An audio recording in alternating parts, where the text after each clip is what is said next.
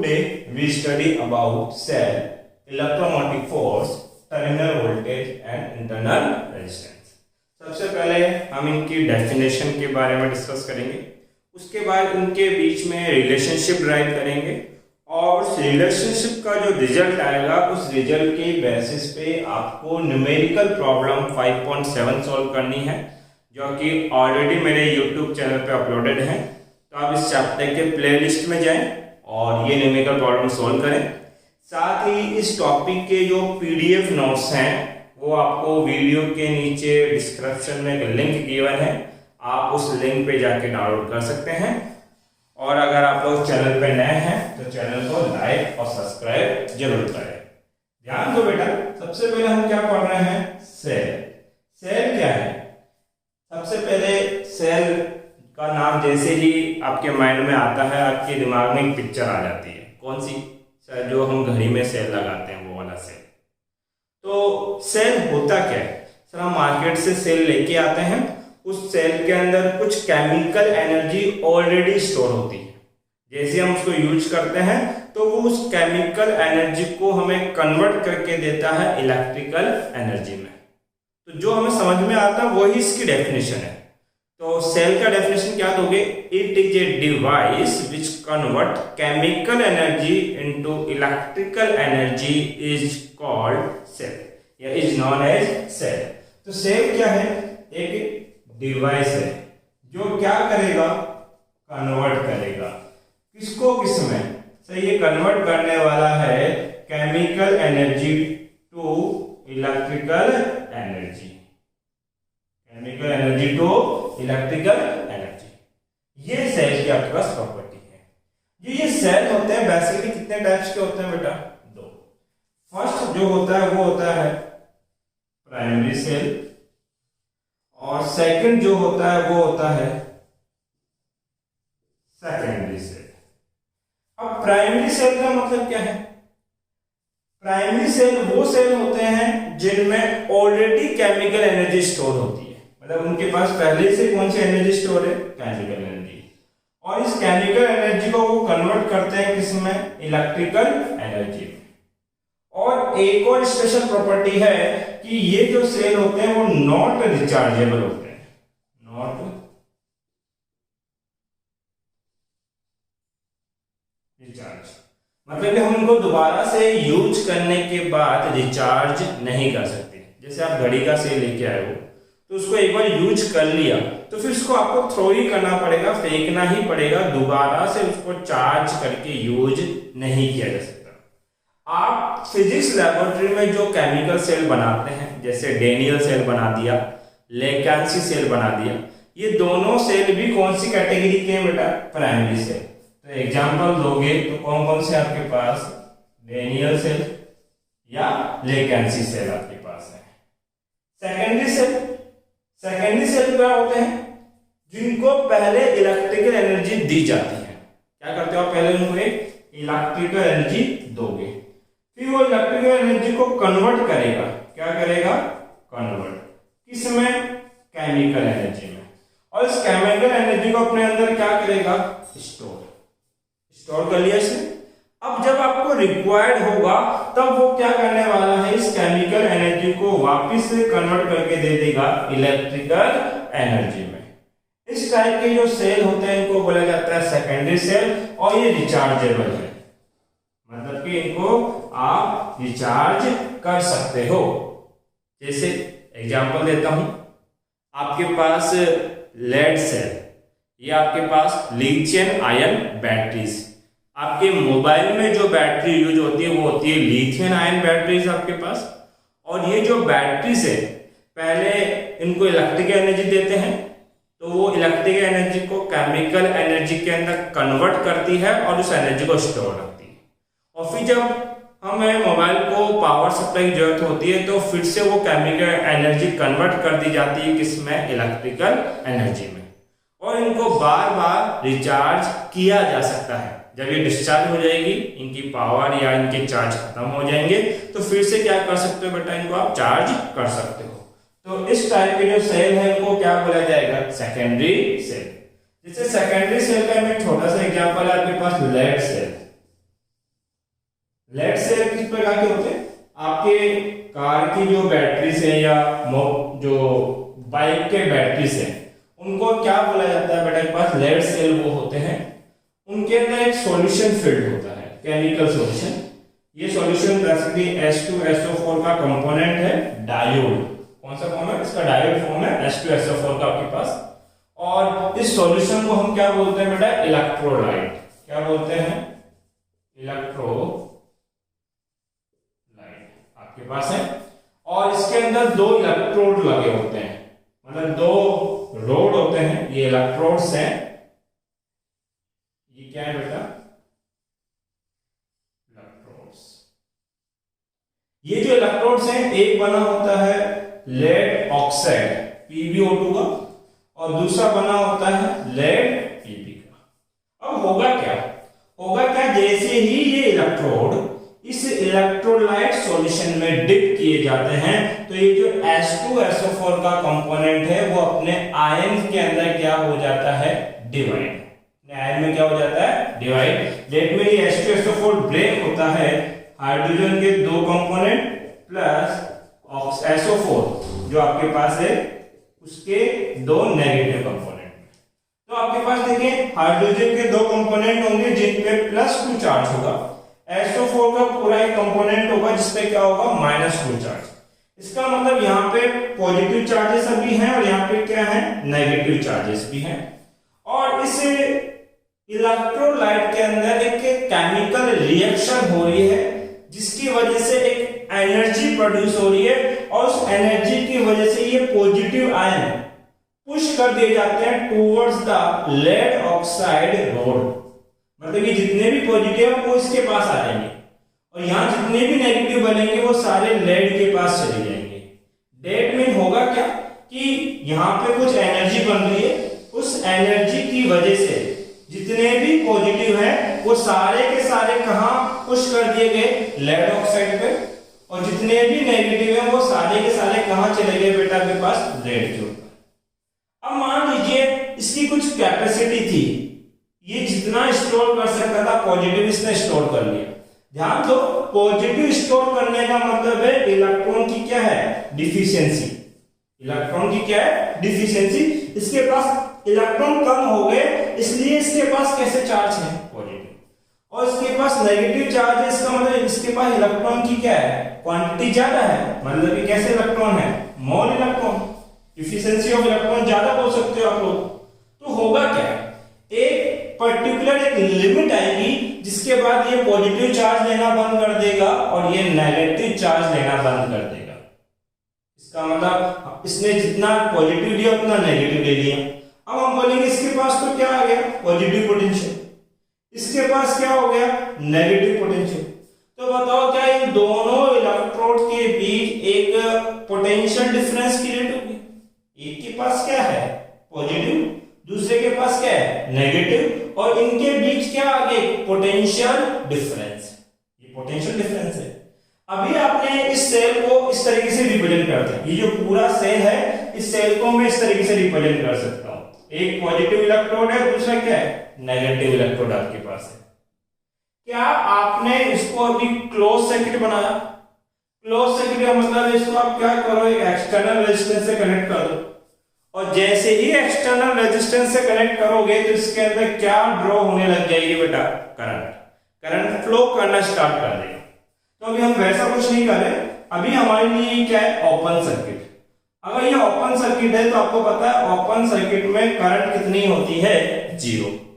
अब ध्यान देना, मैं डिफाइन करने वाला हूं इलेक्ट्रोमोटिव फोर्स को, जिसको हम बोलते हैं ईएमएफ। उसकी डेफिनेशन आने वाली है। ईएमएफ का मतलब क्या है? इधर ध्यान दो, देखिए ईएमएफ इलेक्ट्रोमोटिव फोर्स, इसके नाम पे मत जाना, इसका ये नाम हिस्टोरिकल है। फोर्स का मतलब दिमाग में कभी ये नहीं आना चाहिए कि वहां पे कोई फोर्स या इलेक्ट्रिक फोर्स डेवलप हो रहा है, बस नाम है इसका, बाकी इसका काम क्या है ध्यान दीजिए। ईएमएफ भी क्या है? पोटेंशियल डिफरेंस है। ईएमएफ भी क्या है? पोटेंशियल डिफरेंस है, लेकिन एक पर्टिकुलर कंडीशन के पोटेंशियल डिफरेंस को ही क्या बोला जाता है? ईएमएफ। और वो कंडीशन क्या है? कि आपके पास ईएमएफ पोटेंशियल डिफरेंस है, और ये तब बोला जाएगा जब सर्किट से करंट ड्रॉन कितनी हो, 0। इसका मतलब आप सर्किट से कोई करंट ड्रॉ नहीं कर रहे हो, उस कंडीशन पे इसके इलेक्ट्रोड के बीच का जो पोटेंशियल डिफरेंस है, that difference is called EMF. हमें डेफिनेशन याद रखनी है। डेफिनेशन क्या है बेटा आपके पास? The potential difference of electrodes, the potential difference of electrode when current drawn from the circuit is 0, that potential difference is known as EMF। इस EMF का यूनिट भी क्या होता है बेटा? वोल्ट। इसका यूनिट भी क्या होता है? वोल्ट। तो EMF क्या है, या दूसरे इजी वर्ड में बोलूं कि potential difference of electrode eight open circuit. क्या बोलो? Potential difference of electrodes eight open circuit. देखो अभी आपने इसको किसी बाहर रेजिस्टेंस से या किसी और एलिमेंट से कनेक्ट नहीं किया, तो ये सेल क्या है? ओपन सर्किट है। ये सेल क्या है? Open circuit. तो ये जो सेल है ये इसके इलेक्ट्रोड है, एक पॉजिटिव इलेक्ट्रोड, एक क्या है? Negative electrode. तो इनके बीच का ये जो पोटेंशियल डिफरेंस होगा, that difference is called EMF. और दूसरे एग्जांपल दूं, आप मार्केट से सेल लेके आए जो घड़ी में लगाते हैं, उस सेल को अभी आपने कनेक्ट नहीं किया घड़ी के अंदर। घड़ी में कनेक्ट करने से पहले उस सेल के दो टर्मिनल, जैसे ये सेल है, इसका एक टर्मिनल पॉजिटिव होता है और एक पे डॉट बाहर निकला होता है, तो ये तो पॉजिटिव बोला जाता है और ये क्या बोला जाता है? नेगेटिव।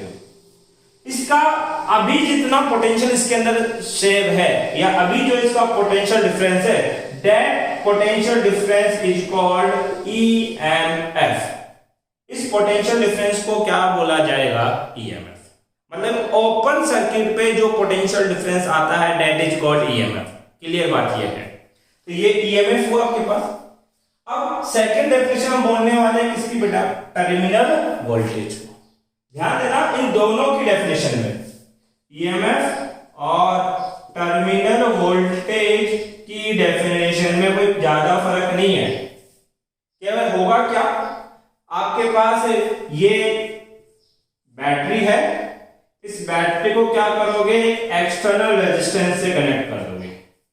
जैसे ही बैटरी को एक्सटर्नल रेजिस्टेंस से कनेक्ट किया जाएगा, इसके अंदर क्या फ्लो हो गई? करंट।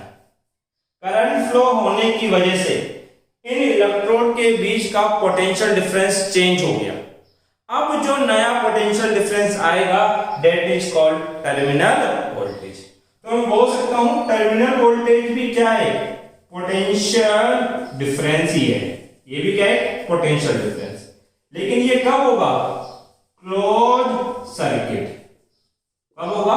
Close circuit. आप सर्किट को बंद करोगे और यहां से क्या ड्रॉ की जाएगी? Current drawn. क्या होगा बेटा? Current drawn. इससे कुछ करंट लोगे, उसके बाद इलेक्ट्रोड के बीच का जो पोटेंशियल डिफरेंस होगा, that is known as terminal voltage. Terminal का मतलब है दो सिरे। तो ध्यान दो, कौन से दो सिरे हैं आपके पास? ये केमिकल सेल है, इसका ये पॉजिटिव टर्मिनल और ये नेगेटिव, इसको क्या किया? एक एक्सटर्नल रेजिस्टेंस से कनेक्ट कर दिया। ये एक्सटर्नल रेजिस्टेंस है। अब होगा क्या? यहां पे इलेक्ट्रॉन की क्या है? डिफिशियंसी, और यहां इलेक्ट्रॉन क्या है? इफिशिएंट क्वांटिटी, मतलब ज्यादा क्वांटिटी में है। तो इलेक्ट्रॉन मूव करता है negative terminal to positive terminal, मतलब यहां से कोई इलेक्ट्रॉन भागेगा और पॉजिटिव पे आएगा। जब ऐसा होगा तो यहां तो एक पॉजिटिव वेट कर रहा है और इलेक्ट्रॉन क्या लेके आएगा? नेगेटिव। दोनों एक दूसरे को कंबाइन करेंगे और एक दूसरे को क्या कर देंगे? न्यूट्रलाइज। इसका मतलब इधर एक इलेक्ट्रॉन कम हो गया और इधर एक पॉजिटिव कम हो गया। फिर ऐसे इधर का एक इलेक्ट्रॉन भाग के इधर आएगा, इधर के एक पॉजिटिव कम कर देगा। तो धीरे धीरे यहाँ का पोटेंशियल डिफरेंस चेंज हो रहा है। हमारा सेल क्या होता जा रहा है? डिस्चार्ज। अरे भाई डिस्चार्ज होने का मतलब इससे चार्ज खत्म हुआ, तो आपके पास इधर से इलेक्ट्रॉन आए और पॉजिटिव के साथ क्या हो गए? न्यूट्रलाइज हो गए। तो ये क्या होने लग गया, डिस्चार्ज होने लग गया। डिस्चार्ज होने लग गया तो बताओ इसके अंदर करंट फ्लो होगी, और करंट कहां से कहां होती है, पॉजिटिव टू नेगेटिव। ध्यान दीजिए अगर इलेक्ट्रॉन इधर मूव कर रहे हैं तो इस इलेक्ट्रॉन के अपोजिट डायरेक्शन में करंट फ्लो होती है। इलेक्ट्रॉन कहां जा रहा है, negative terminal to positive terminal, तो करंट कहां होगी, पॉजिटिव टू नेगेटिव। क्या सर्किट से कुछ करंट ड्रॉ की जा रही है, यस। अब आप इस सेल से कुछ करंट ड्रॉ कर रहे हैं इस स्टेज पे, इसे स्टेज पे इन इलेक्ट्रोड के बीच का जो पोटेंशियल डिफरेंस है that is non terminal voltage. इसको क्या बोला जाएगा, टर्मिनल वोल्टेज। हमें क्या डेफिनेशन याद करनी है, टर्मिनल वोल्टेज क्या है, when circuit is close, current is drawn, the potential difference between the electrode of cell is known as terminal voltage। Circuit कैसा हो, क्लोज, उससे क्या ड्रॉ किया जा रहा हो, करंट, और उस कंडीशन पे इन इलेक्ट्रोड के बीच के पोटेंशियल डिफरेंस को क्या बोला जाएगा, टर्मिनल वोल्टेज। तो ये टर्मिनल वोल्टेज और ये ईएमएफ है। अब देखिए आपके पास एक शायद शॉर्ट क्वेश्चन है बुकलेट के पीछे, वो डिस्कस भी करेंगे। शॉर्ट क्वेश्चन है कि right one difference between the EMF and terminal voltage. दोनों का यूनिट क्या आता है, वोल्टेज। दोनों का यूनिट क्या आता है, वोल्टेज। दिखाई दे रहा है नीचे का आप लोगों को, दिख जाएगा। ध्यान दीजिए ईएमएफ और टर्मिनल वोल्टेज में बेसिक डिफरेंस ये है कि ये तब कैलकुलेट होगा जब सर्किट क्या होगा, ओपन, और ये तब कैलकुलेट होगा जब सर्किट क्या होगा, क्लोज। इसके अंदर करंट कितना होगा, 0, और यहां कुछ अमाउंट ऑफ करंट सर्किट से ड्रॉ किया जा रहा होगा। तो डिफरेंस भी आपको याद रखने हैं, वो इनके बीच का डिफरेंस है। नेक्स्ट डेफिनेशन जो हमें पढ़नी है वो कौन है बेटा, इंटरनल रेजिस्टेंस। तो इंटरनल रेजिस्टेंस क्या होता है, इंटरनल से फीलिंग क्या आती है, मतलब कि इनसाइड, किसके इनसाइड, डिस्कस किसको कर रहे हैं, सेल। तो ये जो केमिकल सेल है, ये क्या है, केमिकल सेल। इस सेल के ये जो इलेक्ट्रोलाइट वाला पार्ट है, ये इलेक्ट्रोलाइट आयन के फ्लो में, किसके, आयन के फ्लो में एक रेजिस्टेंस प्रोवाइड कराते हैं, या आयन के फ्लो में एक डिस्टर्बेंस आपको प्रोवाइड करवाएंगे।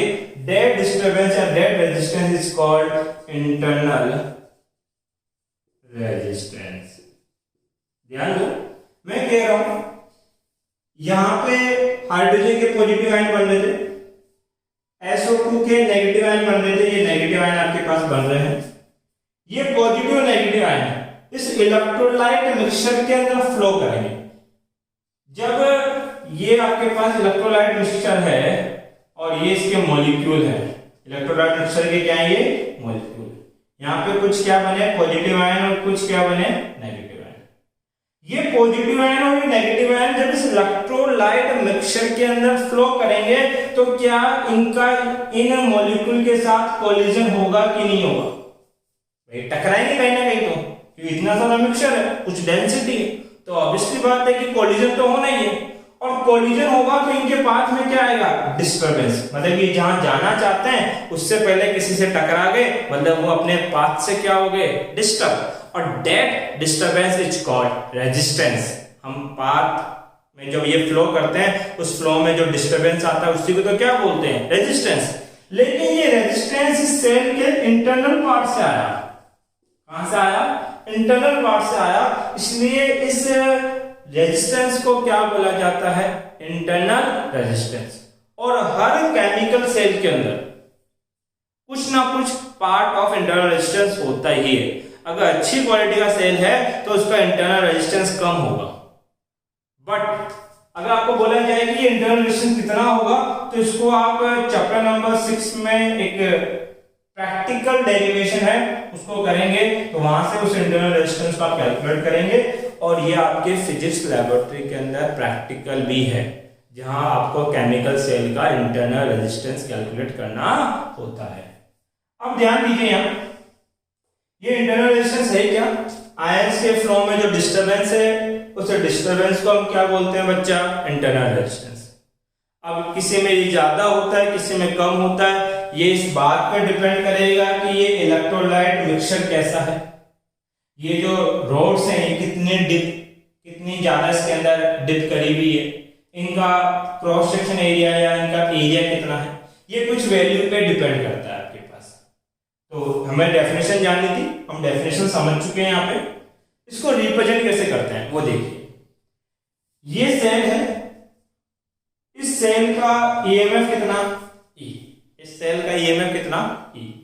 और इस सेल के साथ सीरीज के अंदर एक स्मॉल रेजिस्टेंस कनेक्ट कर देते हैं, that resistance is called internal resistance. तो किसी भी सेल का इंटरनल रेजिस्टेंस आपके बुकलेट में या आप जब लोग रिप्रेजेंट करेंगे तो इस तरीके से रिप्रेजेंट किया जाएगा। ये क्या है? इसका इंटरनल रेजिस्टेंस, और ये क्या है? इसका ईएमएफ। फिर से एक बार क्विक रिकैप कर लेते हैं हम लोग। सबसे पहले हमने क्या पढ़ा? सेल। सेल क्या है? A device which convert chemical energy into electrical energy is known as cell. उसके बाद में हमने पढ़ा सेल कितने टाइप के होते हैं? दो। One is primary cell, second is secondary. Primary का मतलब क्या है? जो ऑलरेडी केमिकल एनर्जी स्टोर करता है और उसके बाद में उस केमिकल एनर्जी को कन्वर्ट कर देते हैं किसके अंदर? आपके पास इलेक्ट्रिकल एनर्जी में। That is known as primary cell. Primary cell not rechargeable है, मतलब उनको दोबारा चार्ज नहीं कर सकते। और क्या प्रॉपर्टी थी आपके पास कि कौन कौन से थे? जैसे कि लैबोरेटरी में जो बनते हैं डेनियल सेल या लेकेंसी सेल, ये कौन से हैं? प्राइमरी सेल है। उसके बाद में सेकेंडरी की प्रॉपर्टी क्या है? पहले वो सेल इलेक्ट्रिकल एनर्जी को स्टोर करते हैं, फिर उस इलेक्ट्रिक एनर्जी को किस फॉर्म में स्टोर करते हैं? केमिकल एनर्जी के टर्म में। और जब रिक्वायरमेंट होगा तो उस केमिकल एनर्जी को कन्वर्ट कर देंगे किसके अंदर? इलेक्ट्रिकल एनर्जी के अंदर आपके पास। तो उसको क्या बोलेंगे हम लोग आपके पास? Secondary cell. कौन कौन से? लिथियम आयन बैटरीज है या लेड सेल आपके पास है। Electromotive force EMF. ईएमएफ क्या था? Potential difference of electrode eight open circuit.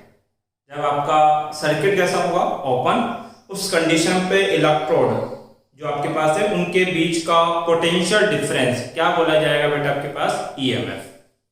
Terminal voltage क्या है? जो ओपन सर्किट है उसको क्या कर दो? Close circuit. तो डेफिनेशन क्या आ जाएगी? The potential difference between the electrode at close circuit is known as terminal voltage. Internal resistance क्या है? The resistance offered by the electrolytes. ये इलेक्ट्रोलाइट्स जितना रेजिस्टेंस ऑफर करेंगे किसके फ्लो में? आयन के फ्लो के अंदर, that is known as internal resistance. तो ये तो हमारी डेफिनेशंस थी। अब हम लोग इनके बीच में एक रिलेशनशिप ड्राइव करने वाले हैं और उस रिलेशनशिप को आपको लर्न करना है बेटा, क्योंकि इसके बाद जो नया लेक्चर आएगा जिसमें आप सेल के सीरीज कॉम्बिनेशन और पैरेलल कॉम्बिनेशन की बात करोगे तब उसके अंदर वो यूज आने वाला है। रिलेशनशिप क्या है?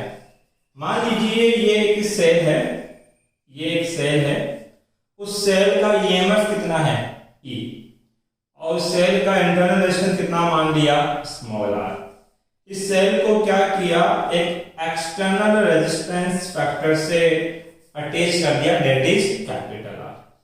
जैसे ही ये क्लोज सर्किट होगा इसके अंदर क्या फ्लो होगी? करंट। अगर आई करंट आर रेजिस्टेंस में फ्लो हो रही है तो ohms लॉ के अकॉर्डिंग यहां पे पोटेंशियल ड्रॉप होगा, दैट इज आई आर। तो ये ई तो क्या है?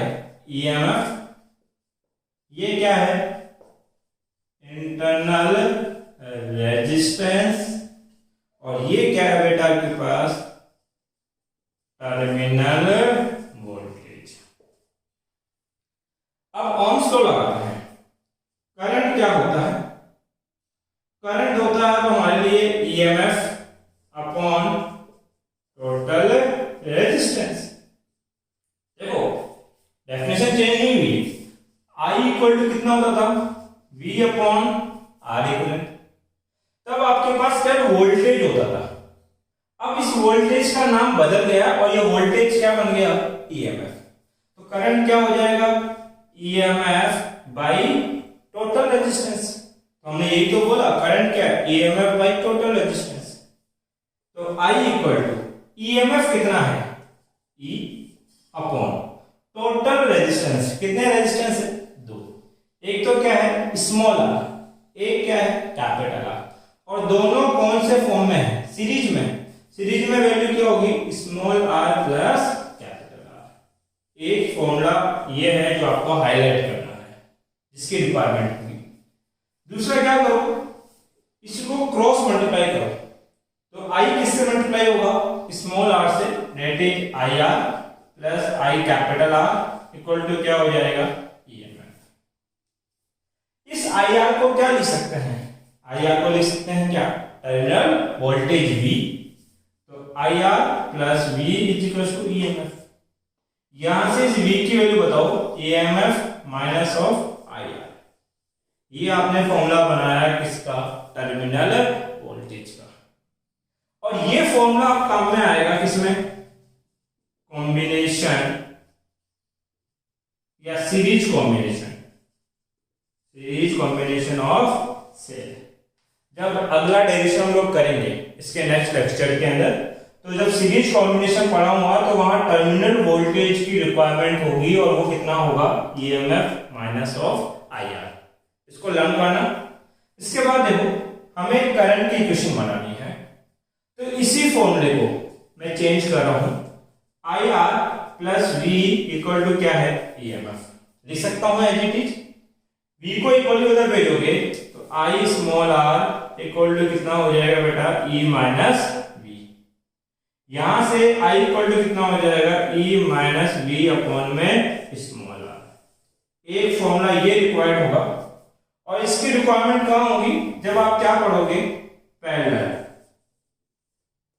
कॉम्बिनेशन ऑफ, जब सेलों का कौन सा कॉम्बिनेशन करेंगे, पैरेलल कॉम्बिनेशन, तब आपके पास I इक्वल टू किसकी रिक्वायरमेंट होगी, ईएमएफ माइनस बी अपॉन में क्या स्मॉल आर। इसी फॉर्मूले को चेंज करो, स्मॉल आर को यहां भेज रहा हूं, करंट को यहां, तो आपके पास स्मॉल आर इक्वल टू क्या हो जाएगा ईएमएफ माइनस बी अपॉन में आई। यहां देखो V इक्वल टू क्या है आई आर, आपको पता है कि V equal to I R है, तो I इक्वल टू क्या लिख सकते हैं V अपॉन आर। वहां कोने तक का आपको दिखाई दे रहा है, थोड़ा थोड़ा दिखाई देगा। I इक्वल टू कितना V अपॉन आर, I की वैल्यू पुट करोगे तो स्मॉल r कितना हो जाएगा E minus V, V upon में क्या R। ये जो फॉर्मूला है ये काम में आएगा चैप्टर 6 के अंदर। हम डेरिवेशन करेंगे किसके बेटा, इंटरनल रेजिस्टेंस ऑफ सेल। हम सेल का क्या करेंगे बेटा, इंटरनल रेजिस्टेंस कैलकुलेट करेंगे। आप इसका स्क्रीनशॉट ले सकते हैं। ये क्या है, कुछ रिलेशनशिप है जो आपको लर्न करने हैं। हो गया होगा यहाँ पर। अब देखिए हम आपके राजस्थान बोर्ड की बुकलेट के कुछ क्वेश्चन सोल्व कर रहे हैं जो इस टॉपिक के ऊपर बेस है। कौन कौन से क्वेश्चन है, आप अपनी बुकलेट ले लीजिए राजस्थान बोर्ड की। जैसे कि एक तो मल्टीपल चॉइस में 4th नंबर का क्वेश्चन है,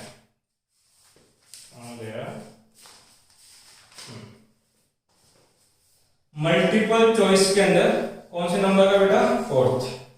क्वेश्चन कहता है ए सेल ऑफ 2.1 वोल्ट, एक सेल है, इसका ईएमएफ कितना है 2.1 volt, provide a current of 0.2 ampere. ये कितनी करंट प्रोवाइड कर रहा है, 0.2 एम्पियर करंट प्रोवाइड कर रहा है।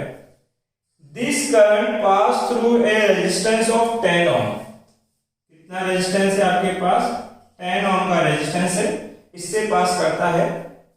The internal resistance of cell is, इस सेल का कुछ इंटरनल रेजिस्टेंस स्मॉल आर मान लेते हैं, तो इस इंटरनल रेजिस्टेंस की वैल्यू कितनी होगी वो आपको कैलकुलेट करनी है। ध्यान दीजिए आपके पास। तो ऐसा करें, सर्किट की करंट बोले, करंट क्या होगा सर, करंट होगा ईएमएफ अपॉन टोटल रेजिस्टेंस। ये तो बताया था अभी थोड़ी देर पहले मैंने। करंट I, ईएमएफ E, यहां रेजिस्टेंस कितने हैं, 2, स्मॉल r और दोनों कैसे कनेक्टेड है बेटा, सीरीज के अंदर। ये हो जाएगा small r plus capital R। ये आपका फॉर्मूला बन गया। इस फॉर्मूले में वैल्यू पुट करोगे, करंट की वैल्यू 0.2 इक्वल टू ईएमएफ कितना 2.1, स्मॉल r तो कैलकुलेट करना है और कैपिटल R की वैल्यू कितनी है 10। ऐसा करिए, इस पूरे टर्म को इक्वल को इधर ले जाओ और पॉइंट को इधर ले आओ। Small r plus 10 equal to 2.1 upon 0.2, point से पॉइंट क्या हो जाएगा, cancel out. r plus 10 equal to 21/2, 21 का हाफ कितना होता है 10.5, 10 को इक्वल को ट्रांसफर करोगे तो नेगेटिव हो जाएगा। 10.5 में से 10 सेपरेट किया 0.5, इसके इंटरनल रेजिस्टेंस की वैल्यू कितनी है 0.5। इसका भी स्क्रीनशॉट ले लीजिए आप लोग। उसके बाद हमें सॉल्व करना है शॉर्ट टाइप क्वेश्चन आपके पास, और शॉर्ट में भी कौन कौन से हैं, वो है आपके पास 3, 4 और 8। एक तो थर्ड नंबर, एक फोर्थ और एक कौन से बेटा, शॉर्ट वाले। थर्ड कहता है in the figure two identical cell whose EMF are equal having negligible internal resistance। एक फिगर गिवन है, इसका EMF E है और इसके पैरेलल में एक और सेल कनेक्टेड है, इसका EMF भी कितना है E, और साथ में इनको एक एक्सटर्नल रेजिस्टेंस से कनेक्ट किया गया है, किससे R से, और यहाँ करंट कितनी बता रहे हैं बेटा I आपके पास। Connected in parallel combination, what is the value of electric current flowing through the resistance of R। इस R रेजिस्टेंस से कितना करंट फ्लो होगा वो कैलकुलेट करना है।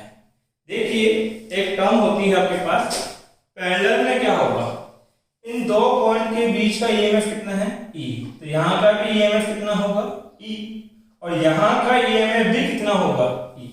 इसका मतलब हम बोल सकते हैं इस रेजिस्टेंस के अक्रॉस कितना ईएमएफ है। अब देखो इस सर्किट कुछ ऐसा दिखना चाहिए आपको, ये रेजिस्टेंस R है और इसका EMF दे दिया। अब पूछ रहा है बताओ करंट कितनी है, तो करंट का हम लोग फॉर्मूला क्या बोल रहे हैं आपके पास, ये करंट क्या होता है, करंट होता है EMF अपॉन टोटल रेजिस्टेंस। तो I इक्वल टू क्या हो जाएगा E/R।